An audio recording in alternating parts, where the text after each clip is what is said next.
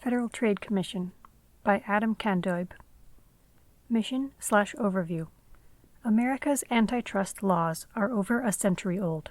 In 1890, the U.S. Congress enacted the Sherman Act, the first federal prohibition on trusts and restraints of trade. The Clayton Act, adopted in 1914, builds upon the Sherman Act, outlawing certain practices, such as price fixing, while bringing other business combinations, such as mergers and acquisitions, under regulatory scrutiny. The Federal Trade Commission Act, FTCA, also adopted in 1914, gives the federal government legal tools to combat anti-competitive, unfair, and deceptive practices in the marketplace, empowering the Federal Trade Commission, FTC, to enforce provisions of the Sherman and Clayton Acts. The FTC prohibits, quote, unfair methods of competition and unfair or deceptive acts or practices in or affecting commerce, end quote. Sections 3, 7, and 8 of the Clayton Act empower the FTC to block unlawful tie-in contracts, unlawful corporate mergers and acquisitions, and interlocking directorates. Under an amendment to the FTCA, the Robinson-Patman Act, the FTC has authority to prohibit practices involving discriminatory pricing and product promotion. While the FTC has enforcement or administrative responsibilities under more than 70 laws, the FTCA and the Clayton Act are the focus of its regulatory energy. FTC actions, therefore, turn on the antitrust principles and market principles it adopts. Modern approaches to antitrust stress that the objective of antitrust law is to assure a competitive economy which, in economic terms, maximizes both allocative efficiency, optimal distribution of goods and services, taking into account consumers' preferences so that prices tend toward marginal cost, and productive efficiency, using the least amount of resources for optimal output, and thereby maximizes consumer welfare. Recently, however, many in the conservative movement have taken a broader view of antitrust. They point out that the authors of our antitrust laws did not intend this purely economic understanding of competitive markets and the normative assumptions that undergird it to guide their legislation. First, these principles were only imperfectly worked out at the time the antitrust laws were passed. Second, contemporaneous statements concerning the Sherman and Clayton Acts demonstrate Congress's concern about the political and economic power of the oil and railroad trusts of the First Gilded Age and their influence on democratic institutions and civil society. Antitrust law can combat dominant firms' baleful effects on democratic institutions such as free speech, the marketplace of ideas, shareholder control, and managerial accountability, as well as collusive behavior with government. Republican Senator John Sherman explained to Congress in support of his eponymous legislation, quote, if we will not endure a king as a political power, we should not endure a king over the production, transportation, and sale of any of the necessaries of life. If we would not submit to an emperor, we should not submit to an autocrat of trade, with power to prevent competition and to fix the price of any commodity, end quote. Similarly, identifying the institutional threats that market concentration can pose, the former Republican president and future Supreme Court Justice William Howard Taft wrote at the time, quote, the federal antitrust law is one of the most important statutes ever passed in this country. It was a step taken by Congress to meet what the public had found to be a growing and intolerable evil in combinations between many who had capital employed in a branch of trade, industry, or transportation to obtain control of it, regulate prices, and make unlimited profit, end quote. Taft saw in this economic threat broader implications for American society since, quote, the building of great and powerful corporations which had, many of them, intervened in politics and, through use of corrupt machines and bosses, threatened us with a plutocracy, end quote. Others in the conservative movement have maintained for numerous decades that an economic justification is the only coherent approach to the antitrust laws. Many view the first 90 years of U.S. antitrust policy as unprincipled in its approach, often resulting in policies that, by trying to protect smaller competitors, ended up raising prices for consumers. Judge Robert Bork, in his influential book, The Antitrust Paradox, found economic justifications for previously denounced behavior, including small horizontal mergers, all vertical and conglomerate mergers, vertical price maintenance and market division arrangements, tying arrangements, exclusive dealings and requirements contracts, predatory price cutting, and price discrimination. Bork also defended corporate bigness if it came about through internal growth or acceptable mergers. He also defended agreements between competitors on prices, territories, refusals to deal, and other suppressions of rivalry that are ancillary to some economic efficiency. The practical contribution of his work was to put consumer welfare at the heart of competition law. Beyond antitrust injury, we are witnessing in today's market the use of economic power, often market and perhaps even monopoly power, to undermine democratic institutions and civil society. Practices such as environmental, social, and governance (ESG) requirements on publicly traded corporations and their inclusion in business agreements, the so-called debanking of industries and individuals, and the interference of large internet firms with democratic political discourse undermine liberal democracy, a truly open society, and, indeed, rule of law. Without rule of law, markets themselves will wither.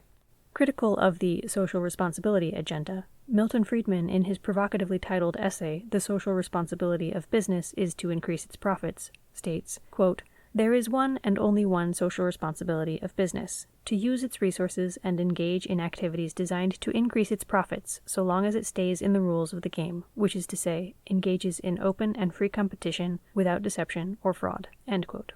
For Friedman, market mechanisms, not political mechanisms, are the appropriate way to determine the allocation of scarce resources to alternative uses.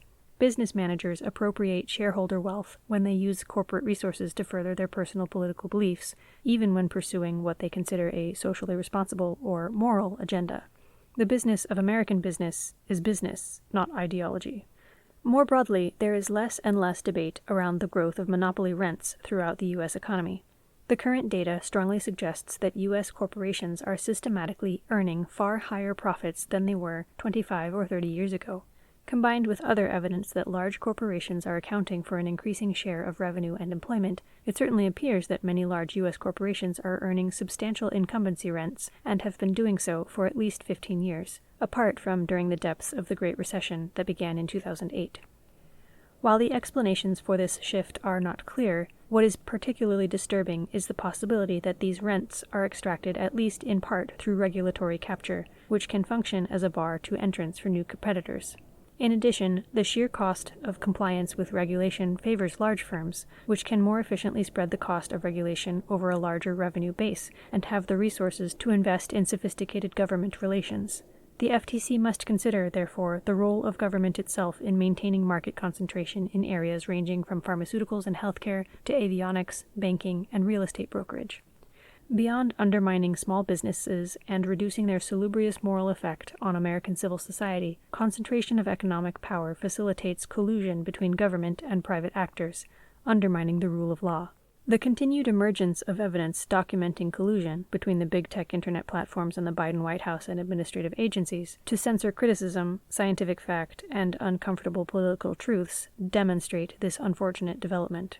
But there are some caveats. First, the FTC lacks the power to revisit developments in antitrust laws, which have brought an invaluable rigor to the antitrust law, matters such as analyzing vertical integration, for example, nor should it be. Second, the FTC's recent rescinding of its 2015 policy statement was undoubtedly ill-considered. Of course, the consumer welfare standard must guide FTC action, but in appropriate situations and with strong evidence, this standard must be expanded to include more factors than just price.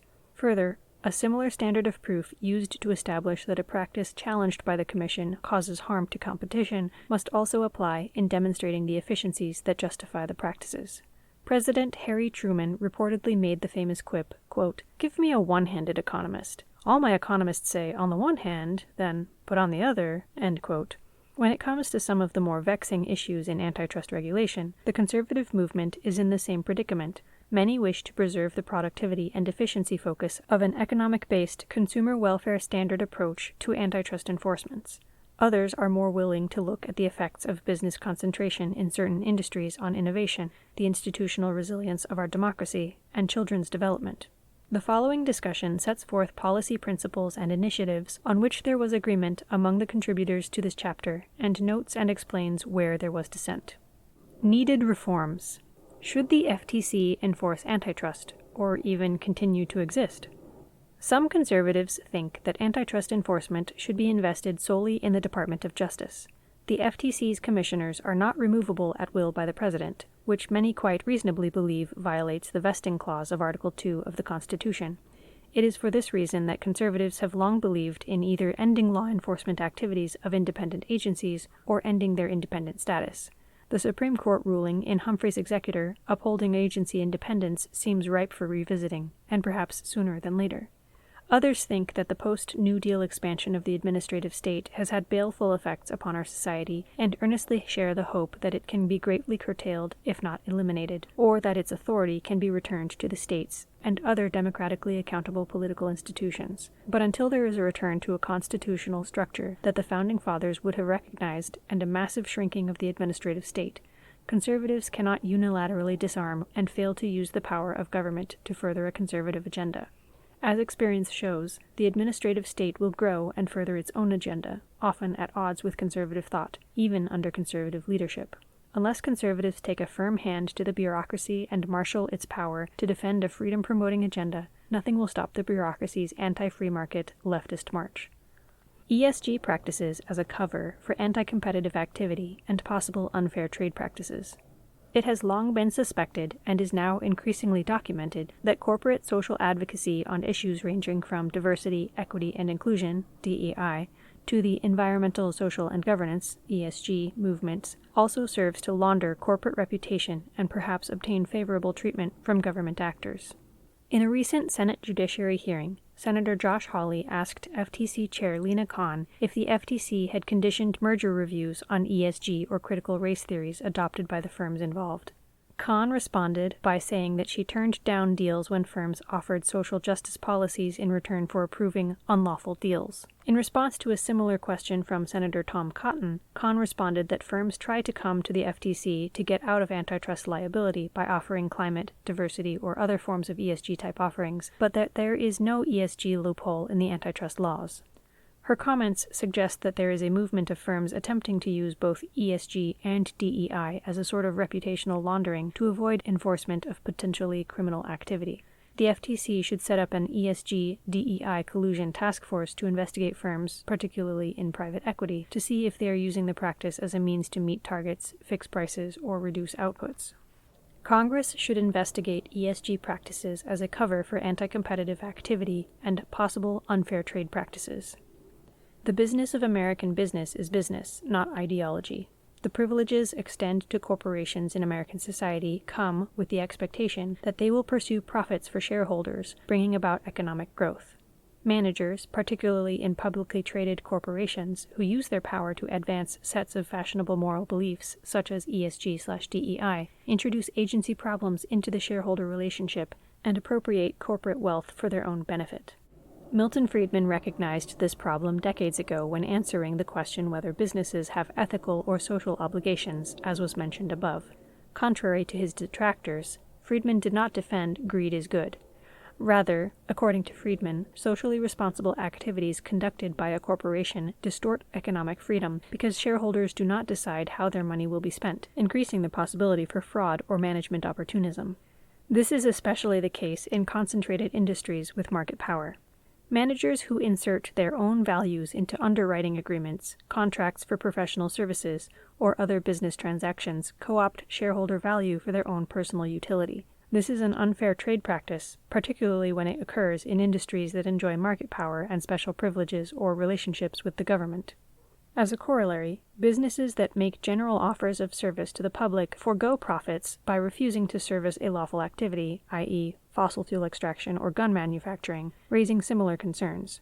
When banks or internet platforms refuse customers based on their political or social views, as distinguished from religious views, they forego profits.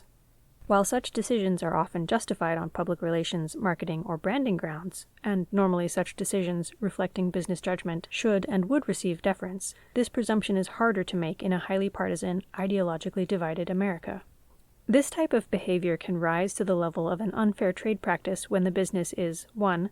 Publicly traded, 2. Highly regulated, 3. Enjoys legal privileges, 4. Enjoys market power, and 5. Appears to engage in its own political or social agenda that is unrelated to any conceivable branding concerns. The government, as guided by democratically passed laws, already regulates activities such as fossil fuel extraction and gun manufacturing. Businesses, particularly those that enjoy certain government privileges or relationships and/or market power, should not replace democratic decision-making with their own judgment on controversial matters. A related concern is the degree to which concentration of industries, particularly in pharmaceuticals, healthcare, and the internet, encourages government collusion that undermines democratic institutions.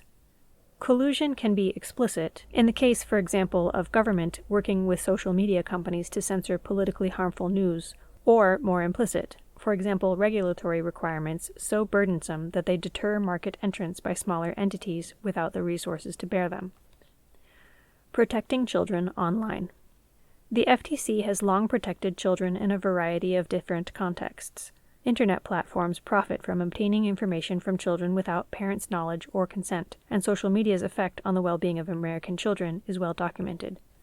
Around 2012, American teens experienced a dramatic decline in wellness. Depression, self-harm, suicide attempts, and suicide all increased sharply among U.S. adolescents between 2011 and 2019, with similar trends worldwide. The increase occurred at the same time that social media use moved from rare to ubiquitous among teens, making social media a prime suspect for the sudden rise in mental health issues among teens.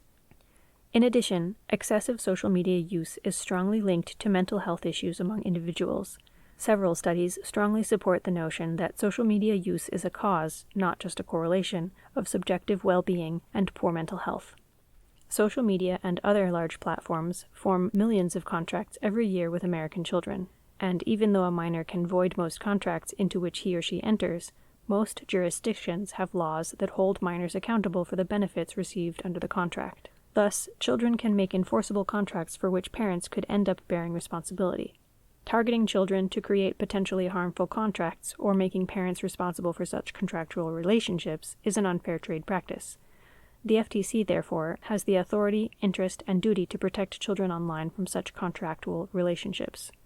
The FTC should examine the advertising and contract making of platforms with children as a deceptive or unfair trade practice, perhaps requiring written parental consent. Currently, the Child Online Privacy Protection Act, COPPA, regulates the information Internet firms can obtain from children. COPPA fails because it, 1, only protects children under the age of 13, leaving older teenagers completely unprotected, and 2, only prohibits platforms from collecting information from a child using actual knowledge rather than abiding by the constructive knowledge standard, which prohibits collecting information from a user reasonably assumed to be underage. The FTC has rulemaking authority under this statute, but has done little with this authority, nor can it, given the statutory constraints. However, the FTC can and should institute unfair trade practices proceedings against entities that enter into contracts with children without parental consent. Personal parental responsibility is, of course, key, but the law must respect, not undermine, lawful parental authority. Other conservatives are more skeptical concerning the effect of online experience on the young, comparing the concern about social media to concern about video games, television, and bicycle safety. They point out, as does Cato Fellow Jeffrey A. Singer, that the psychiatric profession has yet to designate, quote, internet addiction, end quote, or, quote, social media addiction, end quote, as a mental disorder in the Authoritative Diagnostic and Statistical Manual of Mental Disorders, DSM-5-TR. These conservatives also maintain that calling for regulation undermines conservatives' call for parental empowerment on education or vaccines, as well as personal parenting responsibility.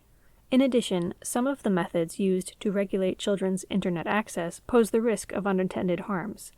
For instance, age verification regulations would inevitably increase the amount of data collection involved, increasing privacy concerns. Antitrust enforcement.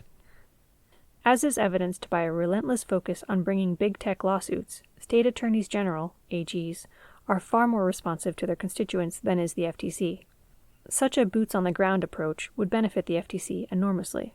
Practically, this would mean establishing a distinct role in the FTC chairman's office focused on state AG cooperation and inviting state AGs to Washington, D.C. to discuss enforcement policy in key sectors under the FTC's jurisdiction: big tech, hospital mergers, supermarket mergers, and so forth.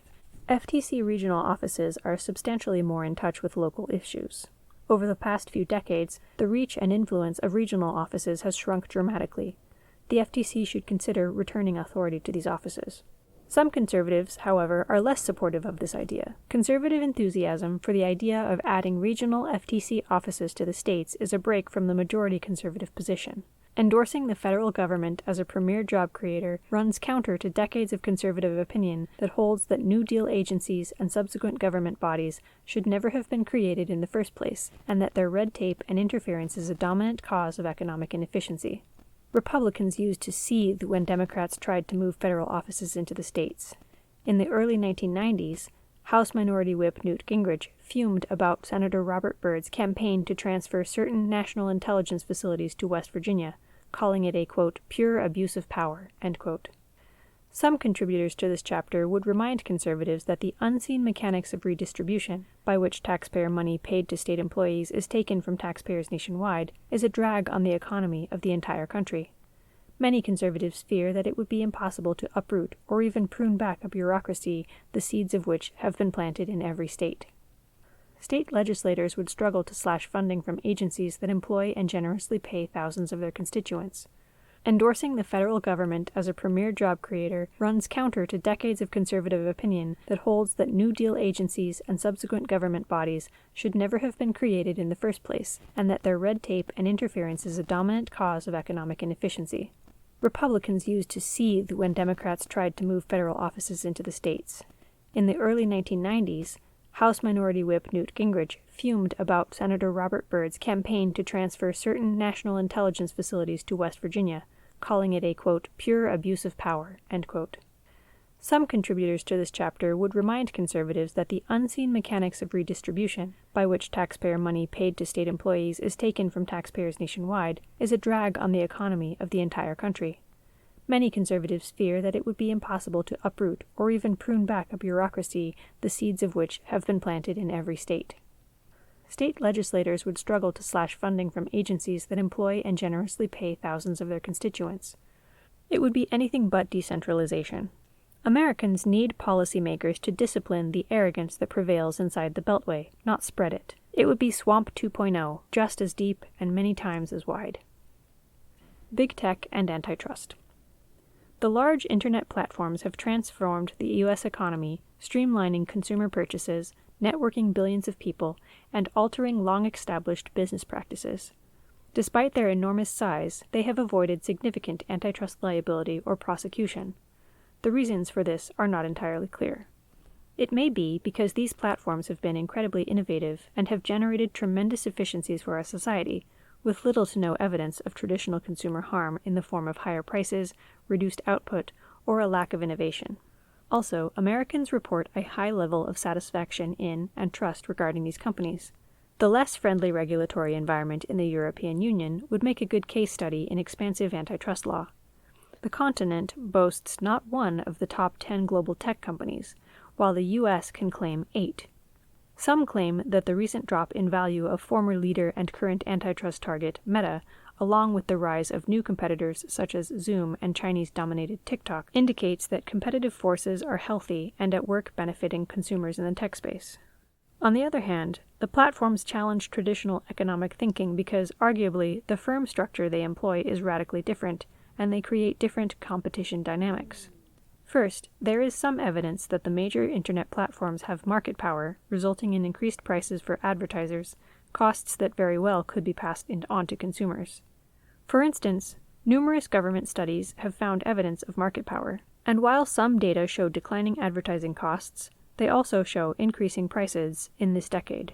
Second, while consumers may report that they like social media, hedonics tells a different story, suggesting that social media and other online activities diminish human happiness.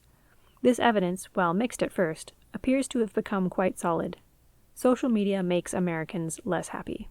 Third, internet platforms have not created consumer price increases, but, of course, they provide free services, and this creates a challenge for antitrust regulation.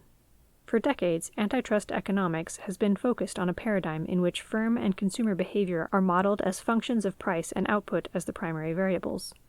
It may very well be that these models do not fully capture the effect of technologies that enable increasing returns to scale based on data, such as digital platforms. This possibility cannot be lightly discounted, considering the tremendous market power of these firms and their market cap, with the top 5 firms of the U.S. market, Apple, Amazon, Microsoft, Tesla, and Alphabet, responsible for 23.5% of the market cap of the S&P 500 index in early December 2021. The questionable predictive power of traditional economic theory was illustrated when, after a much heralded investigation, antitrust regulators appointed by former President Barack Obama declined to sue Google in January 2013 for anti-competitive behavior. The FTC spent 19 months investigating Google over allegations that the search giant was violating antitrust laws by favoring its own products over those of rival content providers, including eBay, Yelp, TripAdvisor, Facebook, and Amazon. The probe focused on Google's control over online search and search advertising, as well as the company's growing dominance in mobile phone software. According to documents uncovered in press reports, the FTC's economists successfully argued against initiating antitrust action against the company. This decision was based in large part on a series of predictions that the agency's staff economic experts made. These predictions turned out to be wrong in several respects. For instance, according to press accounts, these economic experts saw only, quote, limited potential for growth, end quote, in ads that track users across the web, now the backbone of Google parent company Alphabet's $182.5 billion in annual revenue.